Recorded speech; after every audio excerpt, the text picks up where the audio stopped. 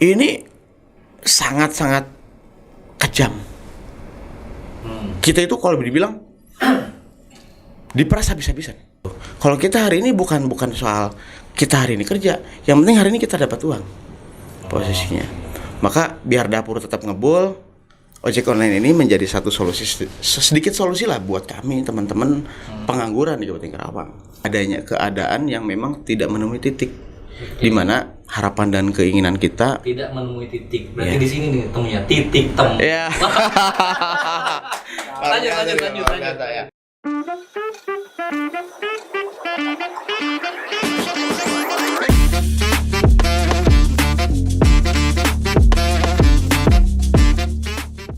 Inilah titik temu, menyambung cerita, menginspirasi harapan, dan kali ini kita akan ngobrol dengan salah satu ormas yang menaungi ojek online tersebut. Assalamualaikum Kang. Waalaikumsalam. Dengan Kang Guru Yanwar ya. Sebagai Ketua Ormas Perjuangan Ojek Online Karawang. Ormas Perjuangan Ojek Online Karawang. Ada ormasnya ya? Iya, ada ormasnya. Udah lama ini? Udah sekitar 4 tahun lah, lumayan. 4 tahun ya? Iya. Ormas ini menaungi apa aja nih? Maksudnya di dalamnya ada apa aja nih? Ya, kita khusus untuk R2 saja, kebetulan ya. R2 saja yang memang kalau kita bicara tentang berapa anggota afiliasi dengan POK itu ada sekitar 38 komunitas yang berafiliasi resmi bersama dengan kami. Oh, jadi khusus roda 2 aja? Iya, khusus roda 2 aja. Ini, jaketnya ini? Bukan jaket ini. Oh, ini apa nih? Oh, ini kebetulan Indit, Indonesia Digital Transportasi, yang memang kebetulan kita yang punya. Karawang lokal punya. Karawang Pride Karawang, lah ya. Ini Karawang Pride ya. Karawang yang punya lah. Banggaan Karawang. Jadi memang Karawang ini banyak juga komunitasnya. Selama 4 tahun ini apa aja nih yang udah dilakukan untuk member-member komunitasnya? Atau ya tadi kan namanya Perjuangan Ojek Online Karawang. Apa yang diperjuangkan? Yang paling utama hari ini yang kita perjuangkan adalah perut teman-teman. Ya. Karena hari ini ketika kita perut teman-teman maksudnya perut ya mungkin kalau ini kebutuhan makan teman-teman ya. Karena di Kabupaten Karawang ini kalau kita bicara tentang pekerjaan, mungkin agak sedikit bertanya ya kalau seandainya orang saya ngomong pekerjaan sulit juga kayaknya orang nggak percaya karena banyak perusahaan juga di Karawang. Tapi memang inilah realitanya gitu. Menjadi ojek online ini bukan cita-cita, bukan keinginan ya, tapi memang kondisional yang menjadi kami harus tetap bekerja gitu. Meskipun ini bukan konteksnya kalau orang di pabrik itu kan biasanya mereka yang penting kerja gitu. Kalau kita hari ini bukan soal kita hari ini kerja, yang penting hari ini kita dapat uang posisinya. Maka biar dapur tetap ngebul, ojek online ini menjadi satu solusi, sedikit solusi lah buat kami teman-teman pengangguran di Kabupaten Karawang. Ya, jadi bukan keinginan apalagi harapan gitu. Ini bukan keinginan kami. Gitu. Siapa sih yang punya cita-cita jadi ojek online ya, kan ibaratnya gitu ya kira-kira. Tapi di situasi dan kondisi tertentu akhirnya itu jadi pilihan kali ya. Nah, ya memang banyak di Karawang ini. Udah berapa lama ya sejak ojek online ada? Kalau masuk di Karawang itu di tahun 2016. 2016. Sedangkan ekosistem bisnis digital ini sudah merambah di seluruh Indonesia ini di tahun 2010. Ya. Tapi masih ada gesekan nggak sih di lapangan? Sorry, mungkin di awal-awal ojek online ada nih kayak ada ini, oh ini wilayahnya ojek pangkalan nih, nggak boleh masuk. Ini wilayahnya ini nih, masih ada kayak gitu nggak sih sekarang? Kalau untuk sekarang alhamdulillah kondusif. Ya, teman-teman juga melakukan mediasi cukup baik ya di lapangan. Ya memang karena kebetulan pelaku utama ojek pangkalan itu sebenarnya bukan orang lain, saya sendiri. Gitu. Saya kebetulan juga waktu dulu sebelum hari ini menjadi ketua Ormas Ojek Online, saya salah satu pelaku ketua paguyuban ojek pangkalan sekecamatan Kelari. Gitu. Jadi paham betul kondisional teman-teman ojek pangkalan, angkutan konvensional, dan teman-teman ojek online yang konten konvensional khusus. Ya, karena belum lama ini kita lihat ya ada yang viral di media sosial ya, yang sebenarnya ke driver roda 4 ya, yang di mana sih yang belum lama ini nih ada di medsos-medsos tuh yang marah-marah, ini zona merah katanya, ada tuh di medsos besar tuh di Karawang, sampai akhirnya ya ketangkap juga sama Polres ya. Jadi minta maaf.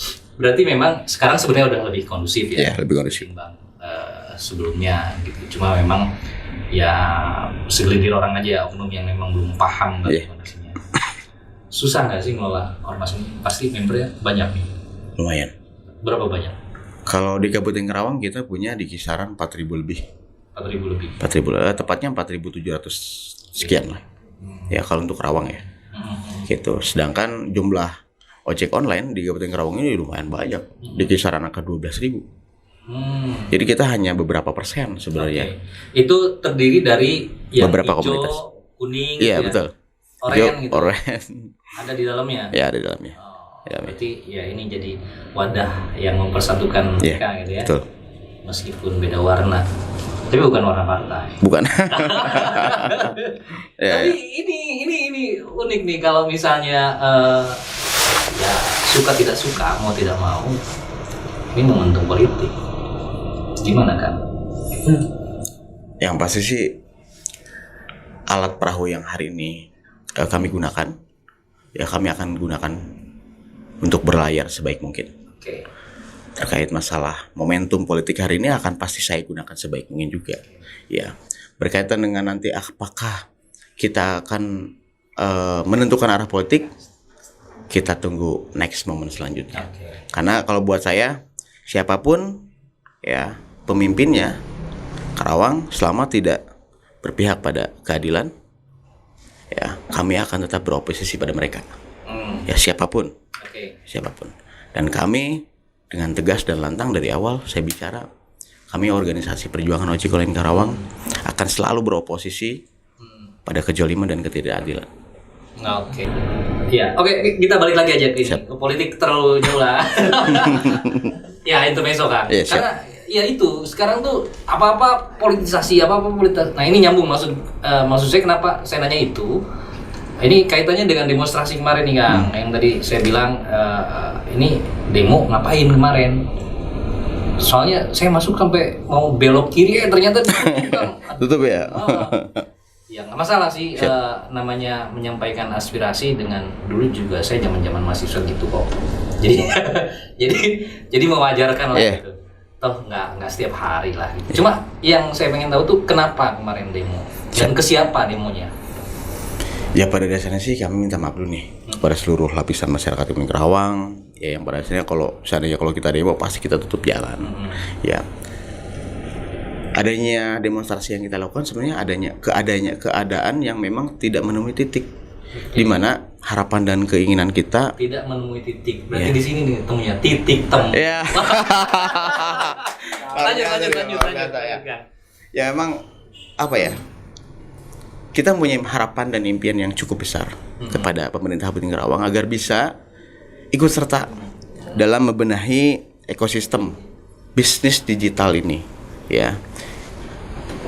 Yang pada dasarnya kita cuma minta diperhatikan, ya, dengan beberapa harapan, dengan poin-poin yang beberapa tuntutan yang selalu kita inginkan. Yang pertama adalah peraturan daerah. Ya, yang mengatur tentang ekosistem bisnisnya, mengatur tentang manusianya, mengatur tentang kendaraannya, gitu. Ini yang selalu saya inginkan dari awal kepada teman-teman pemerintah Kabupaten Karawang. Ya, yang kedua, tidak adanya kepastian pendapatan, ya sehingga membuat kita ini, kalau boleh dibilang, sebenarnya upah kita berapa sih, gitu kan? Sebenarnya tarif minimum untuk roda 2 matchingnya berapa sih gitu. Sebenarnya sudah diatur dalam Permenhub ya nomor 12 di tahun 2021. Akan tetapi aturan itu bermain melalui zonasi, sistem zonasi per provinsi. Sehingga kalau kita lihat apakah kebutuhan di setiap provinsi itu sama. Toh kalau kita bicara tentang provinsi Jawa Barat, ada Karawang, ada Bekasi, ada Cirebon, ada Indramayu. Kita bicara itu saja, kita bicara tentang Karawang dan juga contoh jangan jauh-jauh tetangga kita Purwakarta, apakah kebutuhan hidupnya sama? Ya. Itu sangat beda. Beda dong. Nah kalau bicara apakah tarif ya, beda, kan? Apakah tarif teman-teman di Karawang itu cukup layak untuk menghidupi dirinya dan keluarganya? Sangat jauh, sangat jauh. Di tahun 2016 ketika BBM naik kan, sampai di tahun 2024 menginjak pertalite di angka 10.000. Tarif kita di tahun 2020 itu masih matching di harga 14.000 per satu trip. Ya. Potongan 20% kalau kita ngitung itu kita dapat 11.000 sekian lah. Ya. Nah, di tahun 2024 ketika BBM naik gitu ya, itu masih kalau nggak salah 7.000 sekian, 7.000 berapa gitu ya. BBM di tahun 2021 itu 2020. Argonya masih 14.000. Nah sekarang ketika BBM naik di angka 10.000, tarif kita di Karawang malah turun. Oh turun? Jauh, sangat jauh, signifikan. Akang bayangin dari 14.000 menjadi angka 8.000. Ada 6.000 rupiah yang seharusnya kami dapatkan, sekarang tidak. Oke. Dengan alasan sistem zonasi. Nah ini menarik. Ini nanti bakal kita bahas nih. Tapi sebelum kita lebih jauh ke situ, mau minum dulu nggak? Boleh. Apa? Kopi, teh, air putih? Air putih deh. Air putih. Mang Komeng. Air putih katanya sama. Wih, langsung jadi. Ini luar biasa. Ini Kang. Siap. Dapurnya instan. Diminum ya Kang ya. Kita pesen langsung jadi. Kayaknya dia punya ini. Punya apa namanya? Six sense. Iya. Jadi tahu apa yang mau kita minum. Dulu lah, santai dulu. Oke. Nah tadi balik ke ini. Kita sebagai customer ya. Saya sendiri sebagai customer memang kadang-kadang ada beberapa kriteria customer ini yang dia don't care lah, nggak peduli dengan tarif gitu ya. Yang penting gue bisa ngedapetin manfaatnya aja ya.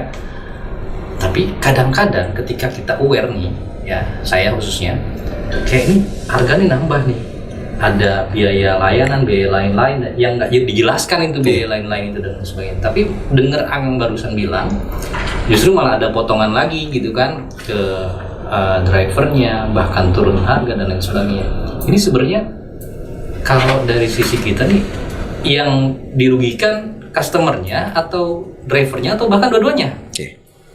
Kalau kita bicara tentang kerugian, sebenarnya semua dirugikan. Yang diuntungkan hari ini ya cuman pengusaha aplikasi. Customer dirugikan dengan potongan biaya yang tidak jelas kemana arahnya. Betul. Yang kedua, kami juga driver mendapatkan banyak kerugian. Karena biasanya customer itu kan hanya ketika ada potongan kelebihan potongan. Gitu. Potongan hari ini diatur di dalam Kementerian UMKM ya. Di kisaran angka 20%. Ya, itu dari algoritma perhitungan tarif keseluruhan. Ya, jadi kalau seandainya saya dapat tarif itu 10.000, udah pasti potongan 20%. Berarti 2.000 tuh ini potong. Itu belum biaya layanan 1.000 rupiah, bahkan sekarang naik 2.000. Plus biaya tanam pohon 200 rupiah. Dan ada. Padahal sampai detik ini saya nggak pernah ngeliat tuh pengusaha aplikasi mau hijau, mau kuning, mau oranye gitu ya. Kapan tuh tanam pohonnya tuh? Saya nggak pernah ngeliat tuh. Para pengusaha itu menanam pohon di seluruh wilayah Indonesia, saya nggak pernah lihat. Ya, apakah ini ada permainan? Saya kurang paham. Yang pasti ini menjadi dampak kurang baik bagi kita, gitu ya. Khususnya bagi kami para mitra. Ya, mungkin itu. Jadi kalau trip 10.000 ada potongan 20%. 20%. Terus potongan layanan 1.000 bahkan bisa sampai 2 sampai 3.000. Bahkan bisa 2-3.000. 2.000, 3.000 udah 5.000 setengahnya dong dapat. Belum potongan tadi tanam pohon. Ya. Itu ditambahkan ke customer. Kalau argonya kalau kita ngitung kilometer seandainya 10.000, itu akan otomatis nggak 10.000. Jadi 15.000 misalnya. Bisa. Bisa. Gila. Yang jadi 15.000 itu keterima sama drivernya berapa? 8.000 rupiah. 8.000 per 4 km. Berarti lumayan bos, lumayan. Lumayan. Berarti hilangnya berapa tuh kalau 15.000 keterima sama driver 8.000, hampir setengahnya bos. 7.000 berarti si penyedia aplikasi ini ambilnya. Yang dalam ongkos itu biaya lain, gue ini nggak ngerti nih sampai sekarang biaya lain-lain itu apa gitu, biaya layanan itu apa gitu. Nah, oke. Ya, itu driver tahu nggak sih biaya lain-lain itu apa?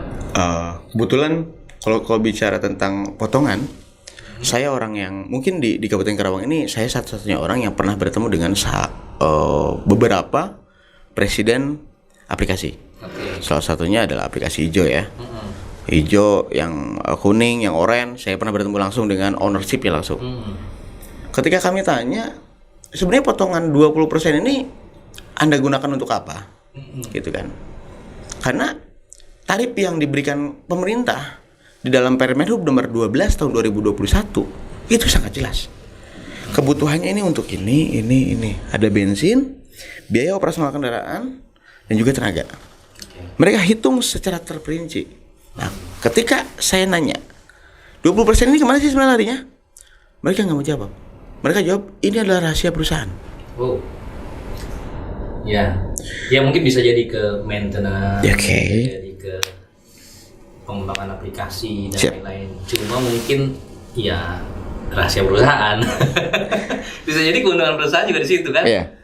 Bahkan sebenarnya sih kalau kita bicara tentang keuntungan perusahaan diatur dalam undang-undang kemitraan. Perusahaan aplikasi khusus di kemitraan itu boleh memotong potongan itu hanya 15%. Okay.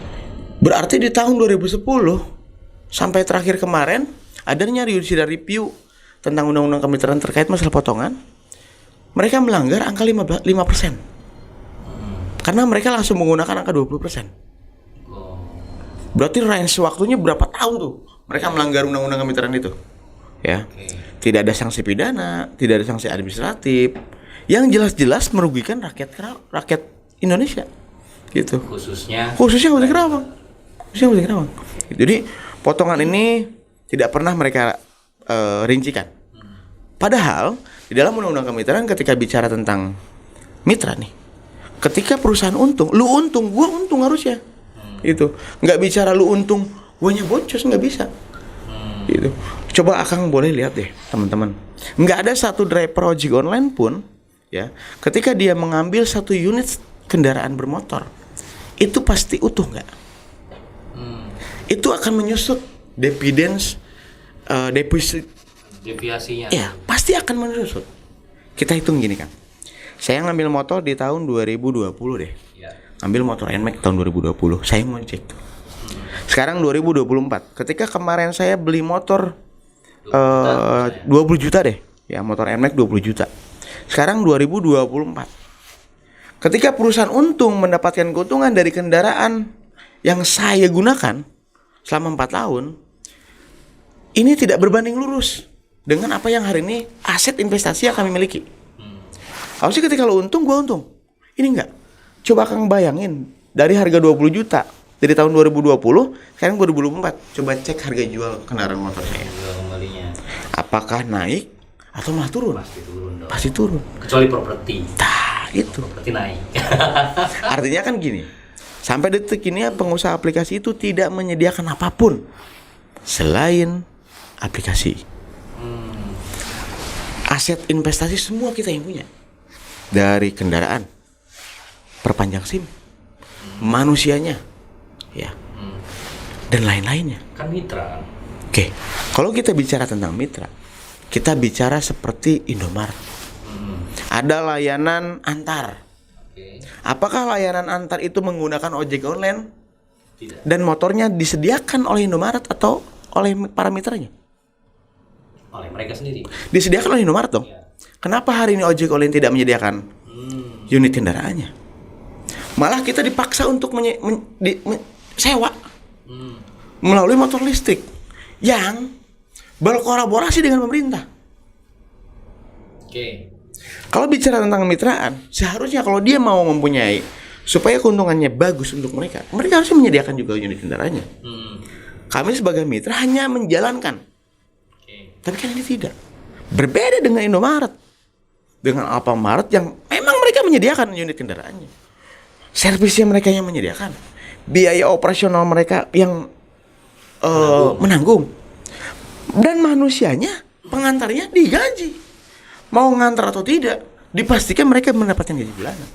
Nah sekarang kita bicara tentang ojek online, bisnis kemitraan yang menurut kami ini sangat-sangat kejam. Kita itu kalau dibilang diperas habis-habisan. Kita harus dipaksa menggunakan unit kendaraan di tahun sekian. Oh ada batasnya? Ada Kang. Ada. Minimal berapa tuh? Berapa tahun maksudnya? Minimal batas sekarang itu minimal 5 tahun sampai ke 5 tahun ke belakang. Kalau sekarang 2024 berarti minimal unit kendaraannya itu 2019. Kalau nggak bisa. Mereka menginginkan upgrading kendaraan yang maksimal, sedangkan mereka tidak menyediakan. Kita nggak bisa tuh ngajuin ke mereka gitu kredit. Kita pernah. Potong dari itu. Nggak bisa. Oh nggak bisa ya?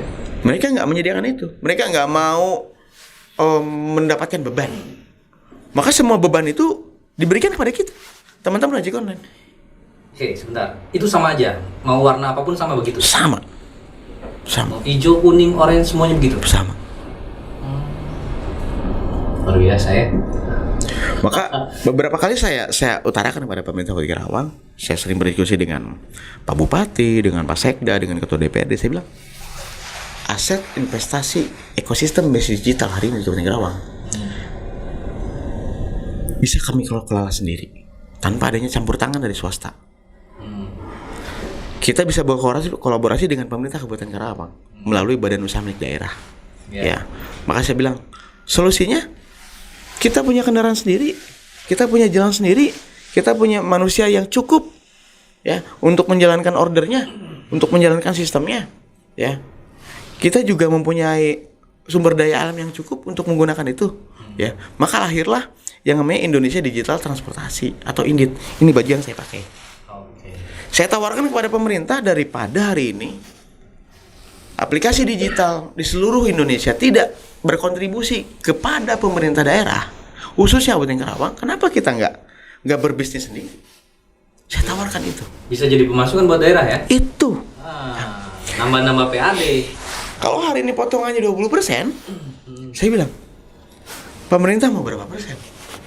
Saya tawarkan Sokip. Aplikasinya sudah saya buat. Sudah kami buat bersama dengan tim. Ya. INDIT ini adalah lokal. Yang buat bukan tim ahli. Ya. Tapi kami pastikan ini bisa bersaing dengan semua aplikasi digital yang lainnya. Ini yang bikin tukang ojek. Tinggal bersama dengan berkolaborasi dengan pemerintah. Itu saja. Nah terus kemarin, balik lagi ke demo tadi, outputnya gimana? Ketemu nggak sama Bupati? Bupati menginginkan reschedule. Kebetulan kemarin kita diterima oleh Asda 2, Sekwan, dan juga beberapa OPD di Kabupaten Karawang. Tapi karena kemarin itu kami ingin bertemu dengan Bupati dan juga wakil Ketua DPRD, maka rapatnya deadlock. Ya, kami sih memang sangat bisa mewajarkan, ya Bupati di momen momentum hari ini dan juga Ketua DPRD sangat sibuk, ya. Maka oke lah kita geser. Yang penting next kita bisa bertemu, karena ada harapan, impian yang kami tanamkan bersama-sama di sana. Gitu. Ya sebenarnya sih ini menarik tadi kalau bisa berkolaborasi dengan pemerintah ya. Apalagi kan misalnya pajaknya bisa masuk pajak daerah gitu kan, nambah PAD ya yang nanti bisa berkontribusi untuk daerah. Kita dari tadi ngomongin hal-hal serius. Saya mau tanya dulu sedikit kita belok ke yang lain. Akang sendiri pernah sebelum jadi ketua ormas ini pernah memang sebagai drivernya nih, driver ojek online. Kebetulan saya pelaku langsung. Jadi sebelum teman-teman ojek online itu ada di Indonesia, kita masih sedang ngojek kan? Kita masih sedang ngojek pangkalan. Dari pangkalan ya. Gini, saya mau biar ini mewakili teman-teman ojek online di lapangan. Selain tadi masalah policy kebijakan ya dan lain-lain, susah senangnya jadi ojek online itu apa sih di lapangan? Kayak kadang gini, saya kadang lihat orang tuh tengah malam masih aja gitu nongkrong, bahkan ada yang sampai tiduran di motor nunggu orderan dan lain sebagainya gitu ya.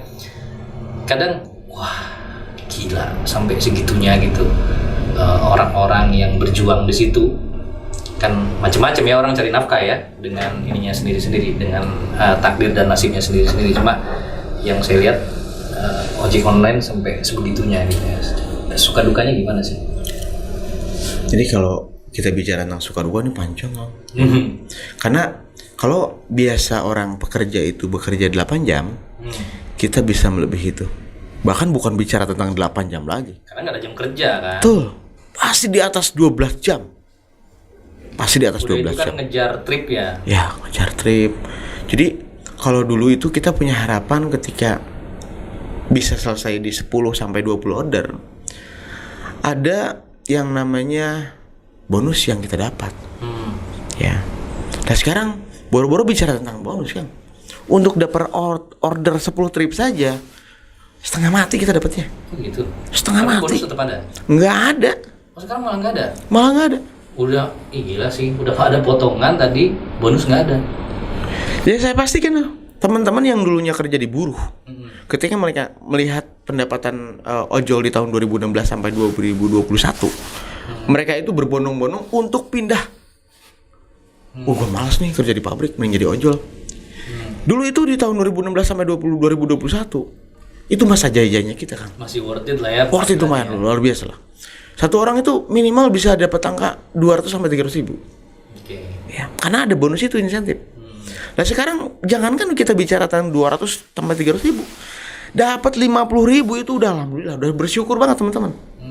Gitu. Itu kalau misalnya ada range nggak, rating nggak sih kalau misalnya nggak dapat minimal order sekian, dia jadi turun performanya?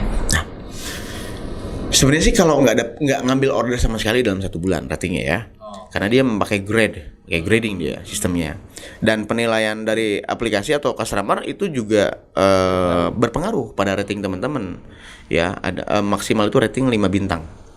Ya, bintang 1, 2, 3, 4, 5. Yang paling buruk itu bintang 1. Bahkan bisa berakibat fatal pada pengguna aplikasinya atau para mitranya. Kadang-kadang kan banyak kan orang-orang customer yang usil. Ya. Karena pesanannya tidak sesuai, padahal itu kan pesanan yang dia pesan. Ya, apakah tadinya dipesan tidak pakai sambal, terus pakai sambal, atau tadinya pakai telur nggak pakai telur, itu kan bukan kesalahan dari kita. Kesalahan dari resto yang bekerja sama dengan aplikasinya. Karena order langsung ke resto. Iya, kita nganterin aja. Nah teman-teman tuh yang kena tuh kasih bintang 1 dengan ulasan nggak ada. Pesanan nggak sesuai. Pesanan nggak sesuai gitu ya. Bahkan yang paling tega kadang-kadang ketika pesanan sudah sampai di tangan customer, ada aja yang tangan jahil customer. Karena customer itu kadang-kadang di depan muka kita mereka senyum. Tapi mereka memainkan perannya melalui tangannya gitu kan. Tangan customer itu luar biasa. Hati-hati tuh, tolonglah ya yang ngasih ulasan-ulasan atau yang ngasih rating-rating gitu ya. Jangan usil, jangan jahil. Kasihan nanti berdampaknya sama apa ya, karir lah ya kalau Ini terus bicara, ada ini nggak sih kayak driver ini asuransi, kan ini salah satu pekerjaan beresiko ya di jalan, kan asuransi kecelakaan kah, apakah gitu, itu ada nggak? Sebetulnya ada, tapi karena kesulitan kita mengklaim asuransi tersebut, jadi cukup banyak teman-teman ketika mengalami kecelakaan di jalanan itu bayar sendiri. Oh gitu? Cukup banyak gitu. Karena ribet banget. Asuransi yang diberikan itu memiliki banyak syarat gitu. Syarat administrasi. Ya, sehingga pakai BPJS. Nah, itu yang jadi masalah. Oh, ini berarti pakai asuransi swasta. Asuransi swasta ini, bukan BPJS. Sehingga banyak banget kesulitan yang memang membuat kita nih, khususnya nih ormas Bapak yang mengurusi kawan-kawan di lapangan, ini sering ribut dengan pihak rumah sakit, dengan pihak asuransi gitu. Jadi Ya harusnya tugasnya pemerintah hari ini itu hadir yang memberikan kepastian jaminan keselamatan dan kesehatan untuk kita. Oke. Yang diberikan oleh para pengusaha aplikasi itu hanya jaminan keselamatan. Itu pun sulit Harusnya. sulit banget.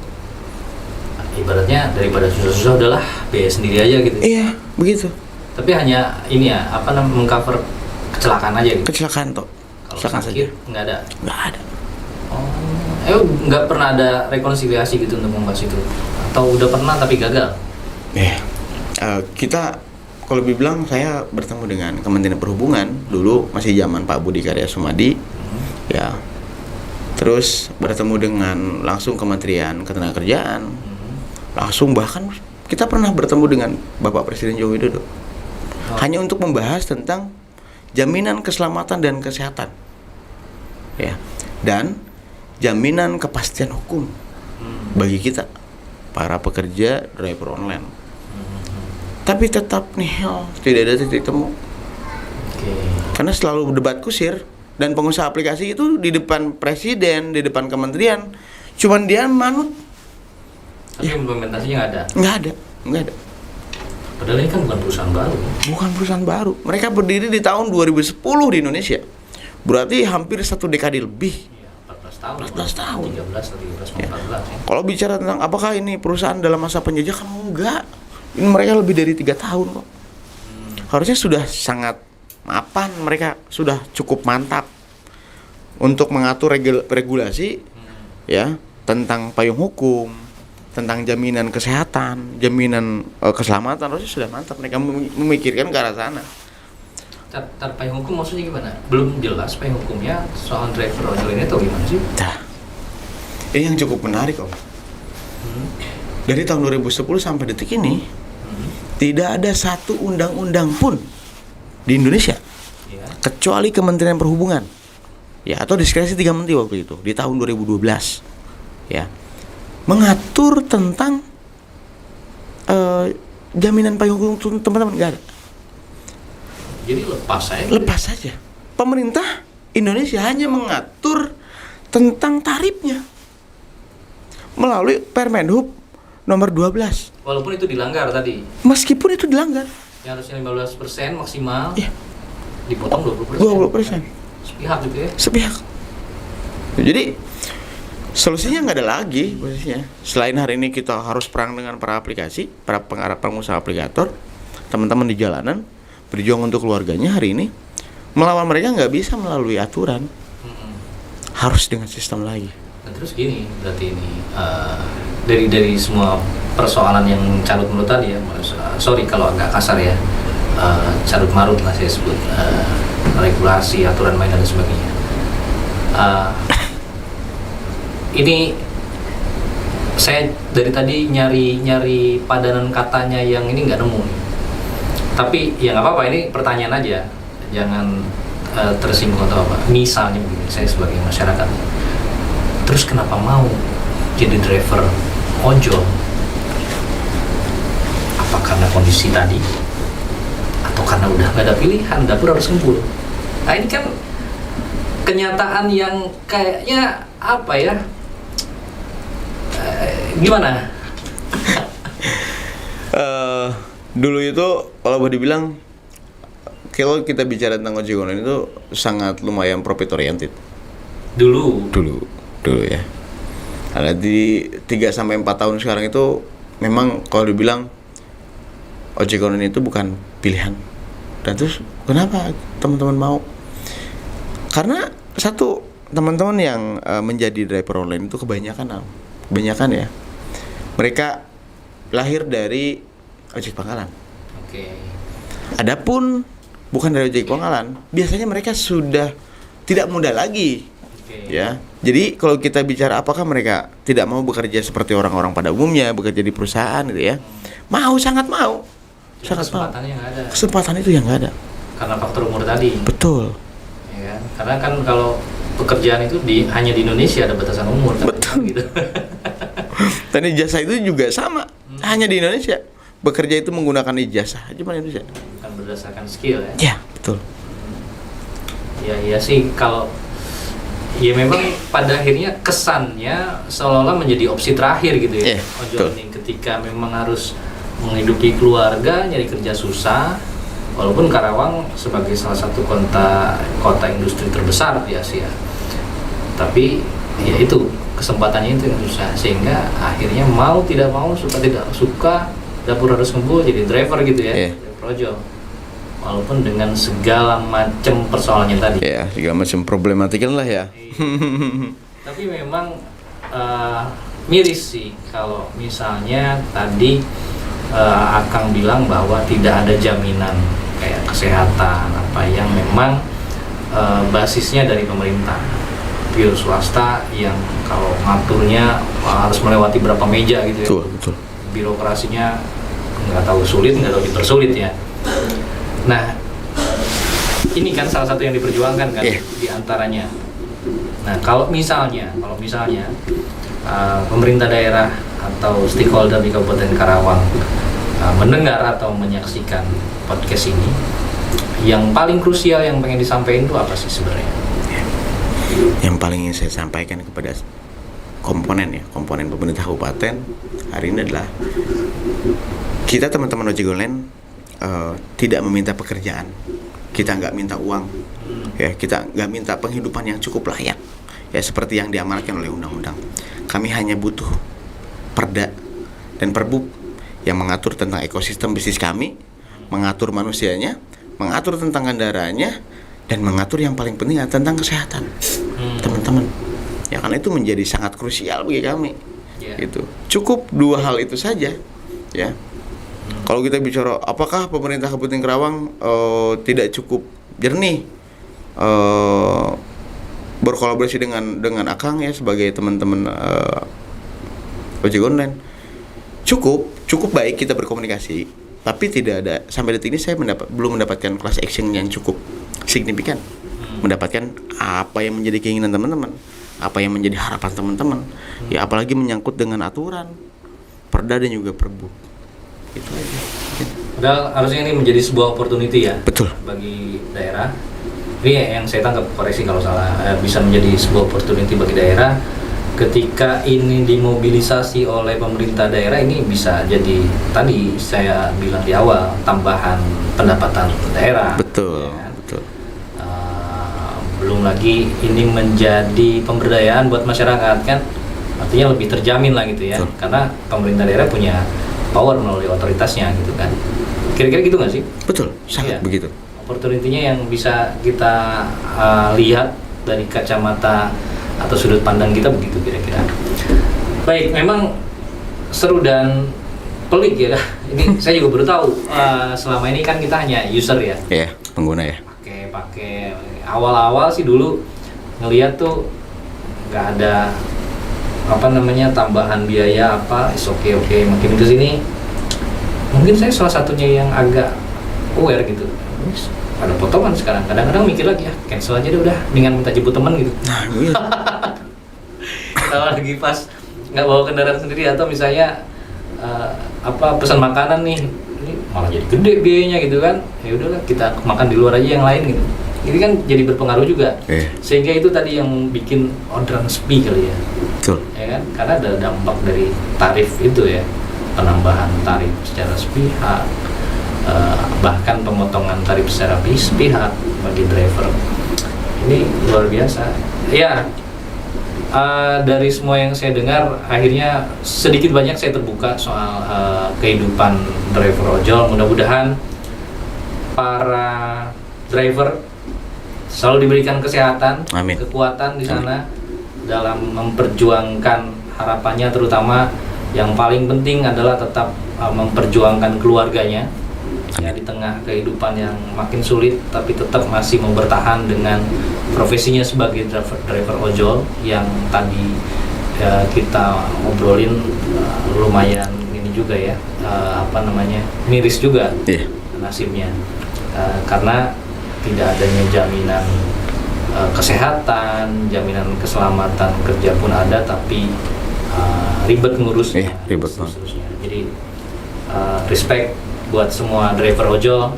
Mudah-mudahan apa yang dicita-citakan bisa terwujud. Mudah-mudahan nanti bisa lebih lanjut berkomunikasi dengan pemerintah daerah seperti amin ya kemarin waktu demonstrasi nggak ketemu langsung ya dengan Pak Bupati. Mudah-mudahan di waktu dan kesempatan yang lain bisa disampaikan aspirasinya. Terima kasih Kang waktunya. Siap.